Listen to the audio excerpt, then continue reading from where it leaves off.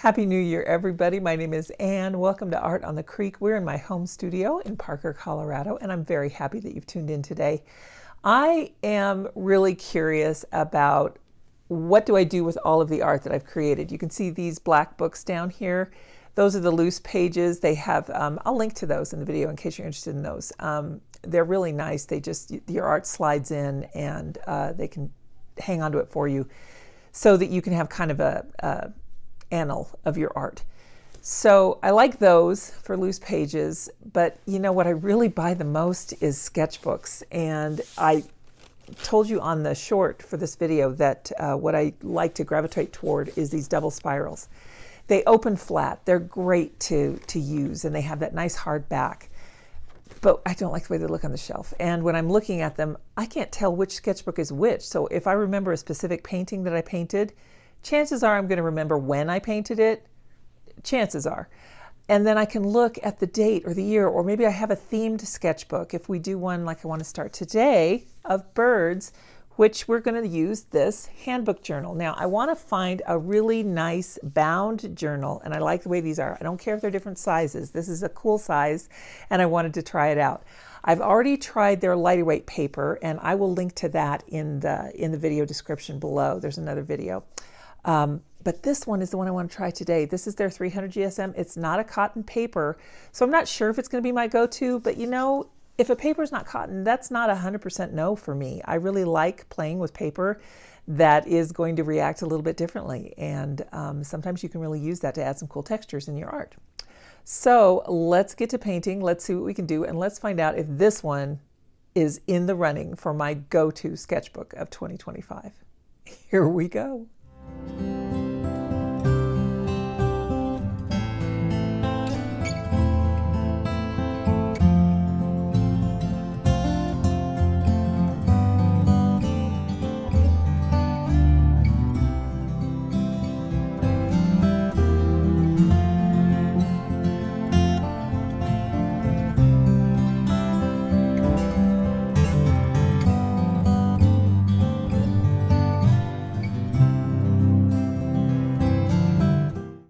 Well, here we are, the Handbook Journal Company. Now, I've used, like I said, one of these before in the intro. I was telling you about that. This particular one has a blue cover on it, and the printing, the design is blue. The other one is red. So if you want the lighter weight paper, that's the red one. And they're nice. I like them particularly because they have a linen cover. Set that guy aside here so that we can talk about the journal. The linen cover is so nice because you can paint on it. Now this grippy tape is really good too. The elastic, it's got like a silicone in it so it stays put. And this little sleeve just comes right off. And there you go, you've got this beautiful linen, and it's such a nice color just to leave as it is. You can really see how that grip stays put there. But I really like it. You can paint on it. Acrylic pens, anything acrylic. You can even put watercolor ground and paint watercolors on it. So place to put your name. And I really like the texture on this one. It's just a nice, subtle cold press texture. And I'm sorry there's a lot of shadows there from the camera support, but I think you can see the texture. It's bound very well. It does lay flat. And in the back, there is this clear plastic pocket for various sundries, tickets, little bits of memorabilia in case you take this traveling, or stickers or whatever it is that you want to put in there. We're going to orient this vertically today because we are going to try this out by painting this cardinal. I just thought his little pose was really, really cute, and we don't have cardinals here in Colorado. I'm trying to make it bigger so you can see his eye, but it's not working the way I'm doing it. And this cardinal, I think what I'm going to do is start out with watercolor pencil. These sketchbooks I have found are so good. They really will take ink, they will take gouache, just about anything. So I want to show you how watercolor acts on this cellulose paper. So right now when we draw our cardinal, let's just look at this triangle shape. And I will show you how I get started here. And then the rest of this full-length tutorial is going to be available to my channel members. What we're going to be doing here today is just really kind of highlighting the features of this paper. But if you really want the tutorial on this cardinal, then that is over on my membership platform, which is right here on YouTube. And being a member of Art on the Creek is really kind of fun. I do send out a newsletter to the Pikes Peak tier every month.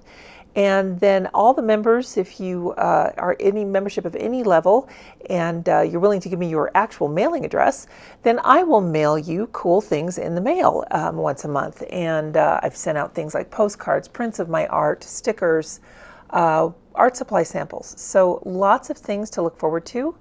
And having early access to reviews and full-length tutorials is only one of them. I offer 3 different tiers of channel membership, and if you click on the link below in the description, then you will be able to read and figure out which one is right for you. There's all kinds of benefits, just really something for everyone, and I tried to price it so that it fits in just about every budget. So we're going to speed this up now, and then we'll talk about the virtues of this Handbook Journal Company watercolor book by Speedball. Well, now we're looking at this at 4 times the speed, and sometimes that's almost better for you to kind of get a sense of what's happening because you can see it dry, you can see the paint move a little bit quicker. I'm using a Derwent watercolor pencil to do the sketch, and you can see there's no trouble with that whatsoever. I didn't erase, but I will tell you I have used these with an eraser, with one of those like a white vinyl eraser, and I've never had any problems. So they also erase well. The pages really hold water very well, I think, for a non-cotton paper. You can see I'm putting a full wash of water on here, and when you do that, you just want to have that even sheen, no puddles. I'm going to prep my paints. I'm using A Gallo today, and I'm using a wider brush to just kind of really block in some of these lighter areas. I wanted to pull out this A Gallo set today because it really has a good range of warm tones in it. I'll put a link to everything in the description in case you're interested in checking things out, and all of those links will naturally be affiliate links. I do want to tell you though that for this sketchbook, I bought all of these sketchbooks I'm going to review for this process with my own money because I don't want to have the burden of sponsorship to sway my opinion. I really want to know, like, if I'm just going to buy something for myself, what am I going to buy? And I think that information would be more useful to you guys too. So you can see wet on wet here. The paint really doesn't move around that much. These paints are honey based and they do move. They do have a good flow on cotton paper. On this paper, they're going to act just a little bit differently.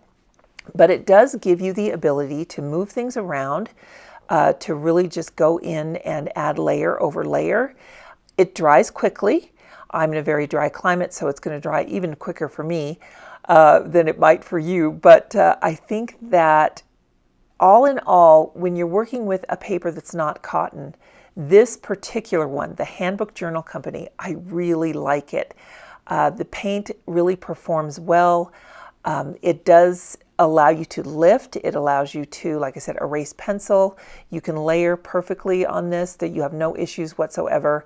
And you can do a lot of wet on wet. The only difference that you're going to experience, at least this is in my experience, in my opinion, is that the paints don't have as much flow. Now, that can really be a plus for you if you want those paints to sit where they are for just a minute or two. So keep that in mind. You know, watercolor is so fun to watch it flow in the water and really explode and have all those wonderful effects, but sometimes that's a little bit difficult to control. So your paper is really going to help you make these decisions as to what you really want to see in your art. Do you want to have more control over where you place the pigment? Or do you want to just let it flow freely and just kind of see what you can come up with, letting the water take over? Both methods, both approaches have a lot of validity to them. There's nothing wrong with either one. But in this case, with this particular journal, you can really rely on having your paints, number one, perform very well on a on a well-sized paper. You won't have any surprises in the way your paints perform. They have plenty of working time, and they dry quickly, which is also kind of nice. You know, you just won't run into any unexpected issues whatsoever. I can use a heat tool on it, no problem. Like I said, the watercolor pencils are no problem. Gouache works very well on these. If you're looking for a rather inexpensive sketchbook to fill with gouache, then I would recommend something like this. If you really want to go inexpensive with gouache, I would just use an actual sketchbook. And the ones I like the best for that are the Strathmore Tone Tan or the Tone Gray sketchbooks. But here, working with watercolor, you need something just a little bit different. And this particular sketchbook really does fit the bill in that way. What you can have with this paper, and like I said, it's sized very well, is the ability to get in here, do these fine details, let the paints move just a little bit, But you can also clean things up, as you can see here, with lifting and highlighting, and go back in and add the next layer without any trouble whatsoever. Now, that's nothing that you can't do on a cotton paper. It's just that some papers that aren't cotton, that's a little harder to do. This particular one I found to be very cooperative. I really like it, and let's go ahead and move on to one of the most fun things I like to do with this paper, and that is to create cauliflower blooms. Now, for those of you who may not know, a cauliflower bloom is something in watercolor that often is spoken of in the negative. I embrace them. I love them because I think they're one of the greatest ways that you can create quick, easy texture. I love these random brush strokes in backgrounds to give things texture, this wet on wet, just letting the paint go where it wants to go. And what happens with a cauliflower bloom is if you put in water, too much water, or your pigment is isn't as thick as what you've got going down there, then you're going to create this bloom of water. Now I've got this slowed down to regular real time here. So I'm just dipping my paintbrush in the water and blobbing water right on this paint. And the paint that I'm blobbing it on is damp. You can use this technique on dry paint as well. And it's really, really cool if you use it on a separating pigment. So you can see, especially along the right side of the cardinal, where I've dropped in those water drops, look at all that texture that's coming out. And it just really kind of provides this randomized bokeh effect. And that, you know, it's not the circles that you see in bokeh, but it's a randomized textural pattern. And we can go in and even drop different pigments. I could have put in different colors too over this and just really create this explosion of color and texture that happens to make a really good textured background. So I'm going to give this a dry, but while I'm drying it, I'm going to come in with a paper towel and lift some of this off so that you guys can really see how wonderfully this paper reacts to all these different kinds of methods and techniques. Adding more texture with just the edge of a paper towel here is really fun, really easy to do. And this paper really stands up to the test on all of these things. So for versatility of use and not being a cotton paper, I do think this one is going to be in my top running because I really like that it is so cooperative with any kind of media that I have used on it. Like I said, I've used ink, I've used gouache. I really like these sketchbooks, you guys. I think that they're just such a good buy, good to have around. They're well bound too. They hold together really nicely. I'm going in over my work here to just kind of add some more texture with a watercolor pencil and really just kind of punch up some of these colors. The only thing that you're going to find is that the paper acts differently than cotton paper. Quality of paper though, I think 100% this is a very high quality paper and I really, really like it. I will be buying these sketchbooks again. I don't have any problem telling you how much I love them, and definitely these will remain in my running for one of my top sketchbooks of 2025. Thanks so much for tuning in, everybody. And if you have a favorite sketchbook that is hardbound, not spiral bound, let me know in the description, because I'm finding that the hardbound ones, I'm calling them hardbound, are a little bit more elusive in my area. Plenty of spirals available, but I'm looking for this one that looks like an actual book.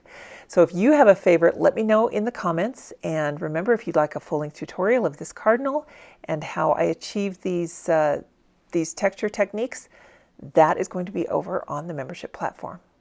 All right, guys, that's all I have to say about the Handbook Journal. I hope that you really enjoyed it. And everyone, stay creative and enjoy your January. We'll see you next week. Bye now.